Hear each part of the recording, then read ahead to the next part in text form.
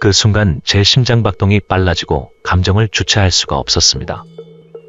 그윽한 눈동자로 그녀를 지그시 바라보았습니다. 그러자 조금 쑥스러워하면서 자리를 피하려고 지영 씨는 자리에서 일어나려고 했죠.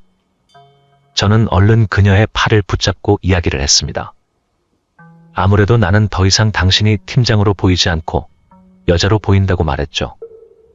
그녀에게 아주 묵직한 돌직구를 날리고 있었습니다. 저의 뜻밖의 대답에 지영 팀장님은 고개를 떨구고 아무 말도 못했습니다.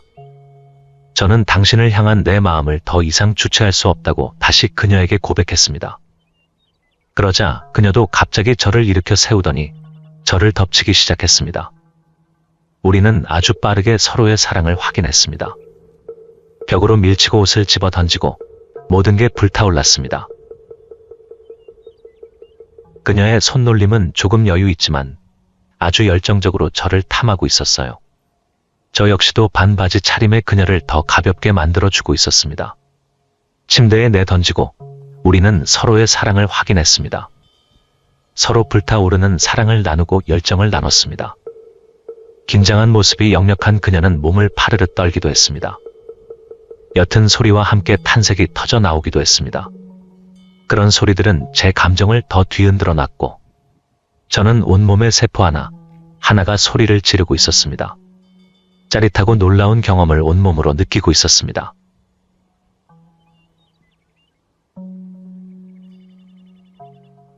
안녕하세요. 저는 올해 41살이 된 박진수라고 합니다. 저에게는 조금 드센 성격의 아내와 귀여운 3살짜리 딸 아이가 있습니다. 불과 3개월 전까지만 해도 저희 가족은 함께였습니다. 그러나 최근 몇 년 전부터 아내와의 부부관계는 악화되고 있었어요. 사이가 멀어진 건 물론이고 부부관계 횟수 역시 현저하게 줄어들고 있었죠. 아내는 맞벌이로 간호사로 재직 중이었고 병원을 바쁘게 다니고 있었습니다. 저와 아내는 쉬는 날도 맞지 않아 함께 보내는 일이 상당히 적었는데요. 사실 저희 부부가 싸우기라도 하면 사이가 오히려 좋아졌을지도 모릅니다. 그러나 점점 시간이 지날수록 사이가 뜸해지면서 서로 무감각해지더라고요. 결국은 서로에게 관심조차 없어져 버리고 말았습니다. 딸아이에게는 미안하기도 해서 아이와 있을 때는 그래도 아내와 친한 척도 좀 하고 했었는데요. 딸이 초등학교 5학년이 되면서 철이 빨리 들었고 저희의 무관심한 사이를 다 알고 있더라고요. 언젠가 하루는 저희 둘에게 와서는 행복하지 않은 결혼 생활은 할 필요가 없다고 이야기를 해주더군요. 학교에서 불행한 상태를 가만히 놔두면 상황은 더 악화된다고 배웠다고 하대요. 별거 아닌 이야기였지만 저희 부부에게는 정말 크게 와 닿았습니다. 더 이상 아이에게 감추려고 해도 감출 수 없을 때까지 와버린 것 같은 생각이 들었거든요. 딸아이의 말을 듣고 오랜만에 저와 아내는 진지하게 마주하게 되었어요. 서로 이미 부부관계 회복이 힘든 상황까지 왔다는 것을 알고 있었고요. 조금씩 개선해보려고 노력도 했었지만 이미 멀어진 상황에서 다시 가까워지는 건 정말 힘들더라고요. 3개월 정도 다시 노력을 해봤지만 결국 예전으로 돌아가고 말았습니다. 저희는 마침내 이혼을 결정하게 되었습니다. 물론 양육에 관련해서는 딸 아이의 선택을 존중하기로 했습니다. 아이는 고민하는 듯 했지만 결국 아내와 생활하기를 원했습니다. 안타깝기는 했지만 아이를 위해서 아이가 원하는 대로 해주는 게 맞다는 생각이 들었어요. 그리고 저 역시도 아이를 위해 조금 멀리서 최선을 다할 것을 다짐했습니다. 이렇게 해서 저는 오랜만에 혼자가 되고 말았습니다. 이혼을 혼자 하게 된 저는 기존의 모든 저의 생활을 다 바꾸기로 마음을 먹었습니다. 40이면 아직 젊은 나이고 어떤 것이든 다시 시작할 수 있는 나이라고 생각이 들었거든요. 잘 다니던 회사도 그만두었고 아내와 아이가 있는 곳에서 멀리 떨어진 곳에 집을 구했습니다. 연고가 전혀 없는 곳에서 새로 시작하고 싶었거든요. 제가 사실 서울을 벗어나서 살아본 적이 없다 보니까 지방에 내려가면 뭔가 해방감을 느끼곤 했어요. 탁 트인 곳에서 살고 싶은 마음이 컸기에 지방으로 이사를 결정했습니다. 우선 직장을 지방으로 구하고 나니까 자연스럽게 그 근처로 집도 구하게 되었습니다. 지방의 작은 아파트로 이사하고 나니까 마음이 좀 허전하긴 했지만 그래도 오랜만에 느끼는 해방감의 가벼운 마음도 들었습니다. 제가 이사하고 가장 먼저 한 것은 주변 사람들에게 떡을 돌리는 일이었어요. 요즘 이사한다고 떡 돌리는 사람들이 없기는 한데요. 저는 아무 연고도 없는 곳에서 동네 주민들이랑 안면이라도 트고 싶은 마음이 컸고요. 무엇보다 이걸 계기로 조금이나마 친한 사람들이 생겼으면 하는 바람에서 떡을 돌리고 다녔습니다. 아파트 아랫집, 윗집을 전전하며 떡을 나눠드렸는데요. 대부분 신기한 반응과 함께 친절하게 대해주셔서 마음이 놓였습니다. 아무래도 서울보다는 지방이 인심이 더 훌륭한 것 같더라고요. 오히려 반찬을 챙겨주시는 분들도 있고 과일을 얹어서 주시는 착한 분들도 계셨습니다. 들뜬 마음을 안고 마지막으로 옆집으로 찾아가게 되었어요. 현관문을 맞대고 있기도 해서 특별히 떡이랑 과일이랑 이것저것 신경을 많이 썼거든요. 제일 마지막으로 찾아뵙기로 마음을 먹고 친하게 지냈으면 하는 마음이 컸습니다. 벨을 누르고 옆집에서 이사 왔다고 말하자 옆집 사람이 문을 열어주었습니다. 그 순간 저는 문 앞으로 나온 옆집 여자의 모습을 보고 눈이 휘둥그레집니다. 그녀는 날카로운 콧날과 시원시원한 얼굴형의 미인이었고 모델처럼 키가 늘씬하고 윤기 있는 긴 머리가 잘 어울리는 사람이었습니다. 밝은 미소와 함께 저를 반겨주는 모습에 저는 그녀의 품위를 느끼고 있었습니다. 저는 뭔가 멍해져 버려서 순간 무슨 말을 해야 할지 까먹어 버렸습니다. 침묵이 잠시 흐르고 옆집에 이사 왔고 혼자 살고 40살이라고 자기소개를 해버렸습니다. 굳이 필요 없는 말이었지만 그냥 뭔가 말해야 할 것 같아서 아무 말이나 해버리고 말았지요. 저의 예상치 못한 인사에 그녀는 킥킥 웃으며 미소로 화답해 주었습니다. 너무 부끄러운 나머지 저는 고개만 푹 숙이고 다시 집으로 들어가 버렸습니다.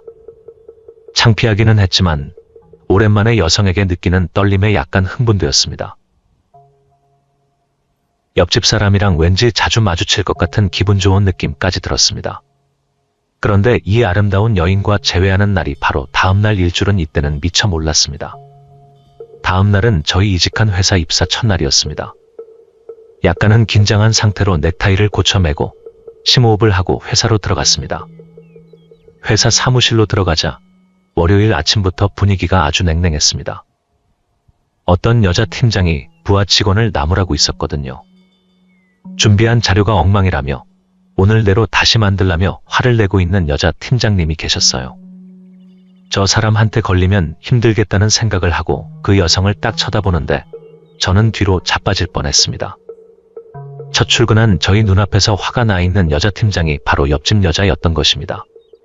어제 그렇게 아름답다고 생각한 옆집 여자는 귀신 같은 형상으로 부하인 남자 사원을 호통치고 있었어요. 저는 타이밍은 나쁘지만 조심스럽게 주변 사람들을 향해 인사를 건넸습니다. 오늘부터 새롭게 출근하게 된 박진수라고 말을 건네면서 사람들에게 고개를 푹 숙였습니다. 그러자 여자 팀장님도 제 쪽을 힐끗 보고 눈빛이 달라지는 걸 느꼈습니다. 저를 한눈에 알아보시고는 반갑다며 악수를 건네주셨습니다. 그녀는 43살의 김지영 씨였고 우리 팀의 팀장을 맡고 계셨습니다.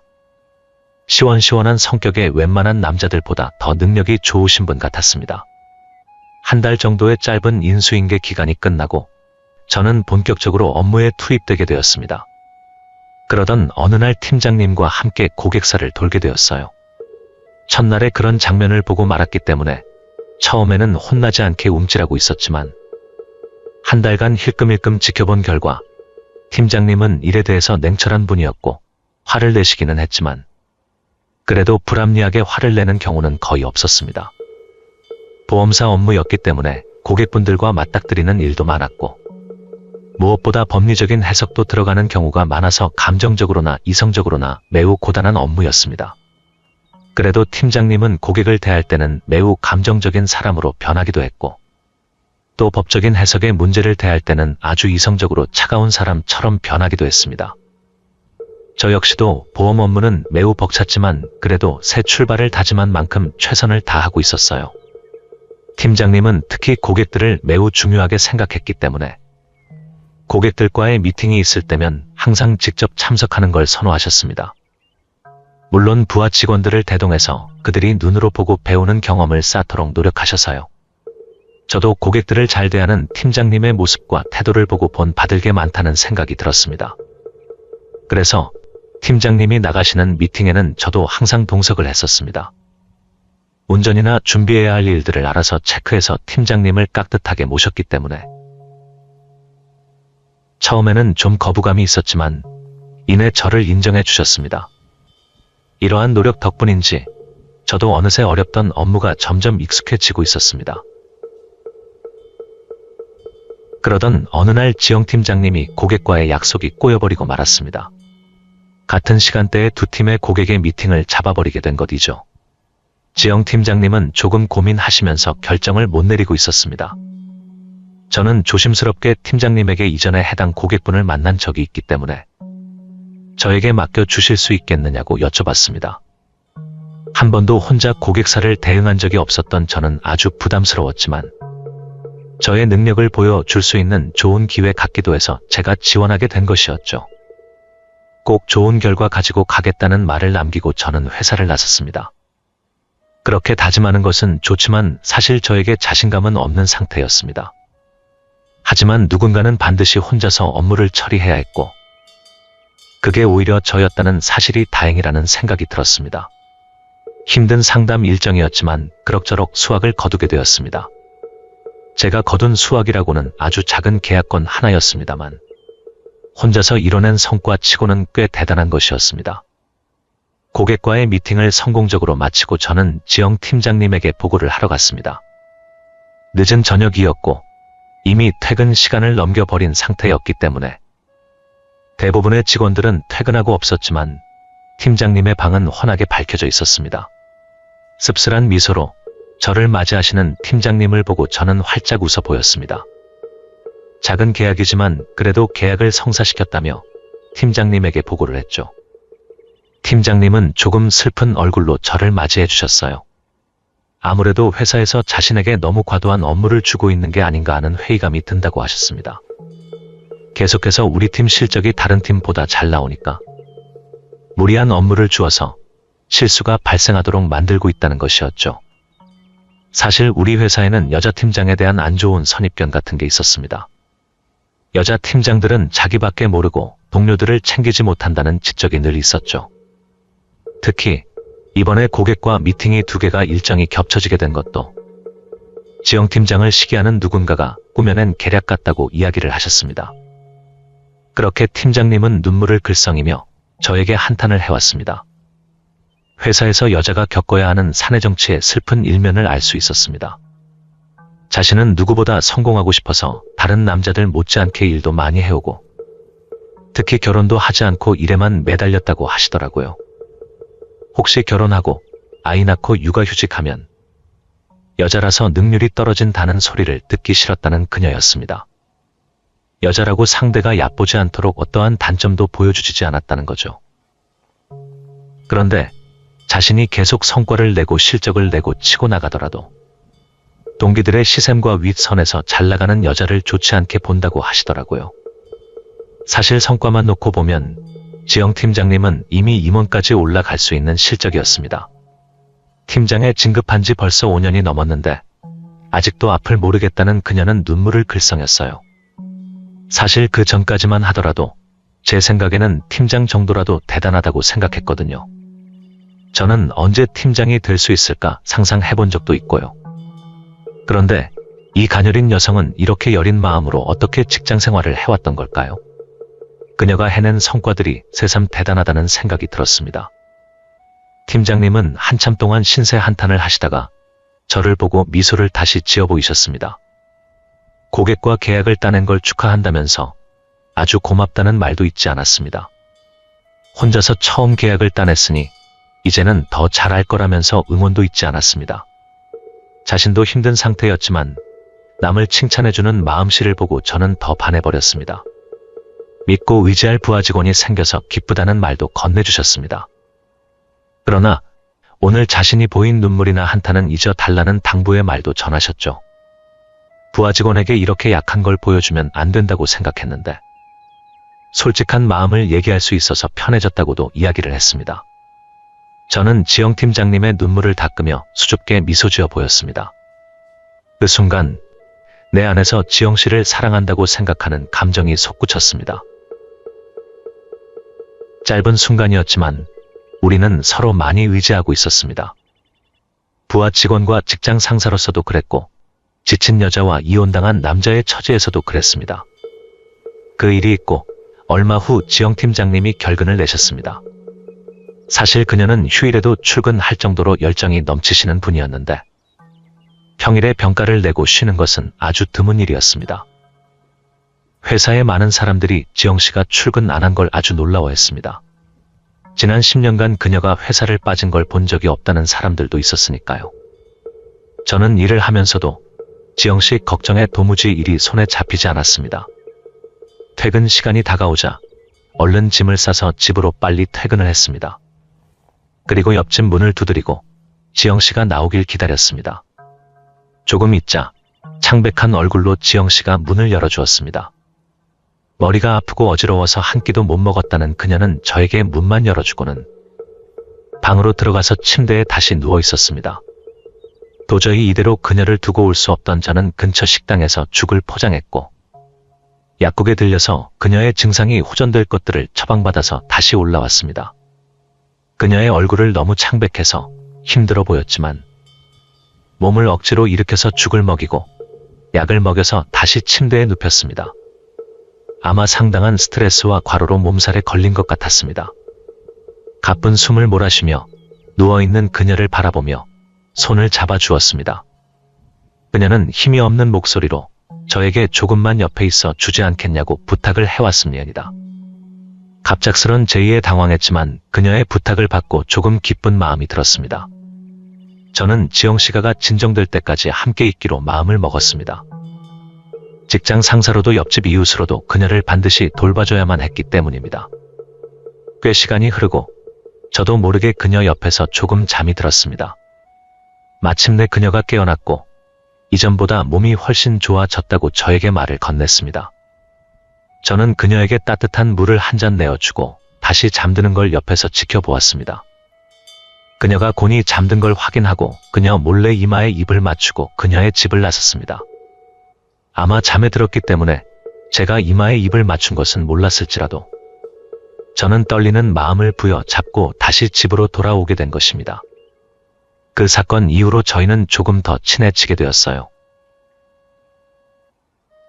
지영 팀장님은 항상 회사에서 보는 조금 차가운 표정이 아니라 저와 눈을 마주치면 수줍게 미소로 보답하는 따뜻한 사람이 되어 있었습니다. 그러던 어느 날 퇴근길 우연히 회사 정문 앞에서 만나게 되었습니다. 서로 약속이 없는 걸 확인하고 우리는 같은 길을 걸었습니다. 그녀와 옆집이었기 때문에 저와 가는 길이 완벽하게 똑같았기 때문이죠. 퇴근이 항상 늦는 그녀였기 때문에 이런 일이 한 번도 없었지만 오늘은 그녀가 조금 빨리 퇴근하고 제가 조금 늦게 퇴근해서 우연히 시간대가 맞아서 같이 퇴근하게 된 것이었습니다. 지영 씨는 이전에 신세 진 것을 갚고 싶다면서 오늘 저녁을 같이 먹자고 했습니다. 자신의 집으로 오면 저녁을 준비해 놓겠다고 하면서 씻고 편하게 옷을 갈아입고 자신의 집으로 놀러 오라고 했죠.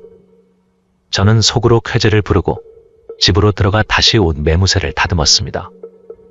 그녀가 차려준 밥상은 화려하지는 않았지만 소박하고 맛이 있었습니다. 일만 하느라 집안일을 잘 못한다는 그녀는 음식 솜씨가 그래도 꽤 괜찮았습니다. 그녀가 해준 밥을 정말 맛있게 먹고 저에게 커피까지 내려주었습니다. 그렇게 나온 커피잔을 보는데 아이들이 좋아할 만한 캐릭터의 컵이었기 때문에 그 커피잔을 보고 저도 모르게 웃음이 새어나왔습니다. 웃는 저를 보자 쑥스러운 듯이 이 나이에 아직도 캐릭터를 너무 좋아한다고 하셨습니다. 자꾸 보여주기 싫은 모습을 보여준다면서 쑥스러워하는 그녀를 보자 너무 귀여워 보였습니다. 왠지 평소의 지영 씨의 이미지에서는 전혀 상상할 수 없어서 귀엽다고 생각했습니다. 제가 자꾸 웃으니 지영 씨는 팀장을 자꾸 놀리지 말라면서 부끄러운 듯이 웃었습니다. 저는 그 사랑스러운 미소에 이미 마음을 빼앗겼습니다.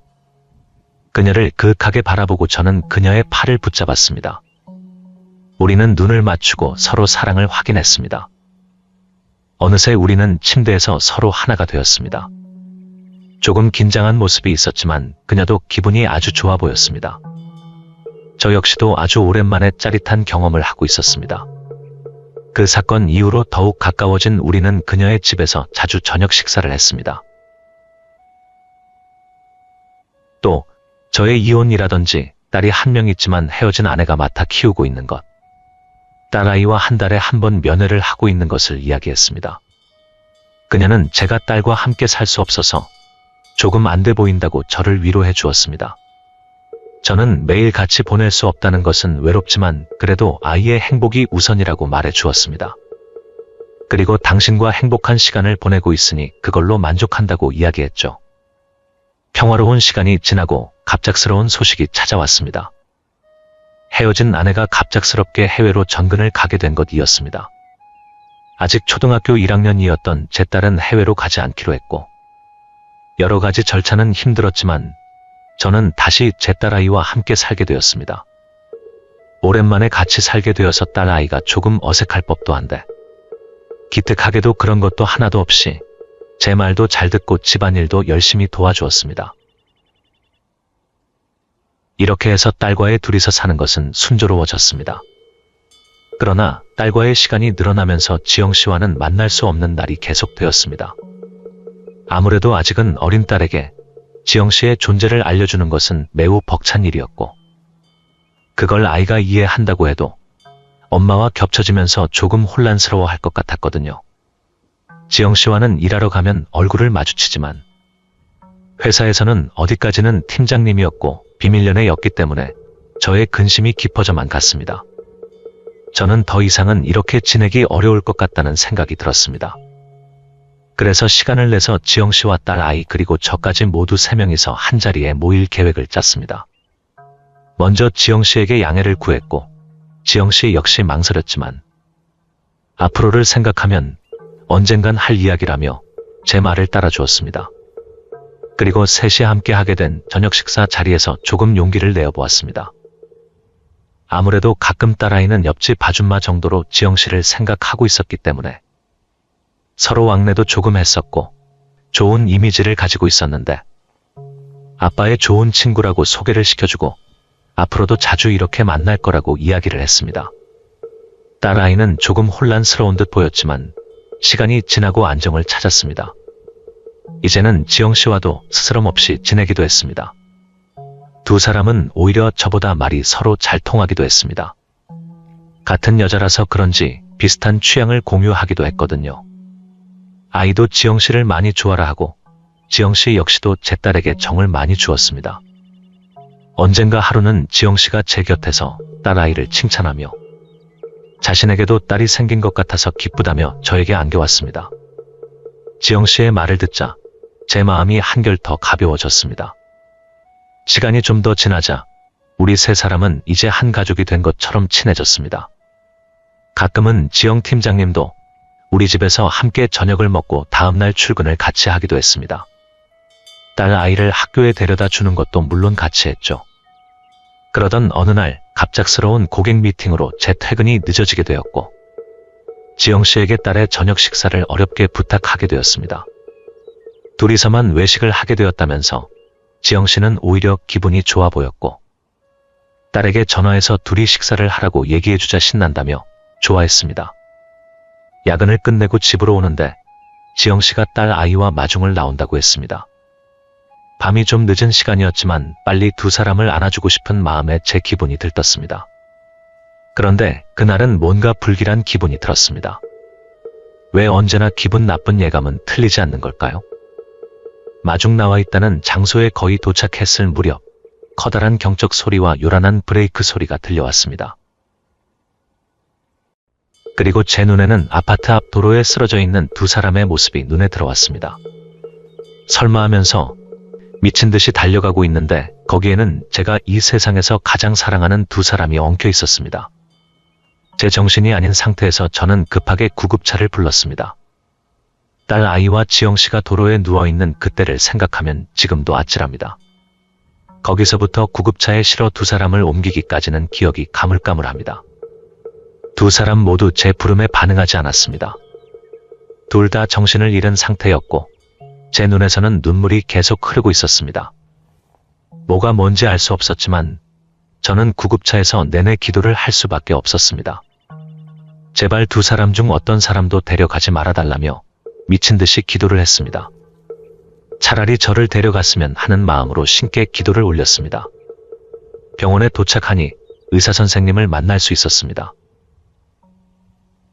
딸 아이는 경상으로 가벼운 찰과상만 입은 상태고 곧 깨어날 거라면 저를 안심시켰습니다. 그러나 지영 씨의 상태는 가볍지 않았습니다. 집을 뛰어나온 딸 아이가 차와 맞닥뜨렸고 지영 씨가 아이를 보호하기 위해 아이를 몸으로 막아서 충격은 온전히 지영 씨에게만 있었던 상태였습니다. 지영 씨에게 고맙기도 했지만 너무 미안한 마음이 컸습니다. 누워 있어야 할 사람은 지영 팀장님이 아니라 오히려 저였으니까요. 하필 제가 야근을 하면서 대신 부모의 역할을 맡겼으니 사실 제가 차에 치였어야 하는 게 맞았으니까요. 저는 회사에 장기간 휴가를 내고 지영 씨를 옆에서 돌봤습니다. 딸아이 역시도 금방 회복해서 학교에 갔지만 하교길에는 항상 병원에 들렸습니다. 한 달 정도 지났을 무렵 지영 씨도 회복을 했고 이내 일상으로 돌아올 수 있었습니다. 저는 지영 씨와의 사이를 더 이상 망설이거나 감추려고 하지 않았습니다. 제가 아는 모든 사람들에게 우리의 사이를 공표했고 회사에도 알렸습니다. 제 딸아이의 생명의 은인이자 저의 평생의 사랑을 더 이상 숨기기 싫었습니다. 그날 이후로 딸 아이는 2명의 엄마가 생겼고 두 엄마의 사랑을 듬뿍 받고 컸습니다. 우리 세 사람의 행복한 일상이 다시 시작되었고 더욱 친밀해져서 평범한 가정의 모습을 하게 되었습니다. 3년 뒤 딸아이는 전처가 근무하고 있는 캐나다로 유학을 떠나는 결정을 내리게 되었습니다. 섭섭한 마음은 있지만 딸이 스스로 결정한 일이었고 저도 아이의 미래를 위해 지지해 주었습니다. 아이가 한국을 떠나는 날 공항에서 지영 씨와 함께 배웅을 했습니다. 지영 씨는 아이가 떠나자 친딸이 유학을 간 것처럼 매우 슬퍼했습니다. 이후로도 빈자리가 너무 크다며 딸아이와 영상통화를 하거나 하면서 공백을 채우고 있었습니다. 아이를 유학 전처에게 다시 보낸 지 한 달이 지났을 무렵 저는 팀장님에게 프로포즈를 했습니다. 앞으로 더 행복하게 해주겠다며 그녀의 손을 마주 잡았습니다. 그렇게 우리의 인생의 이막이 시작되고 있었습니다. 여기까지 저의 긴 사연을 들어주신 여러분 감사합니다. 저에게 해주고 싶은 조언이 있으시다면 댓글로 달아주시기 바랍니다. 하나 읽고 마음에 되새기겠습니다. 감사합니다.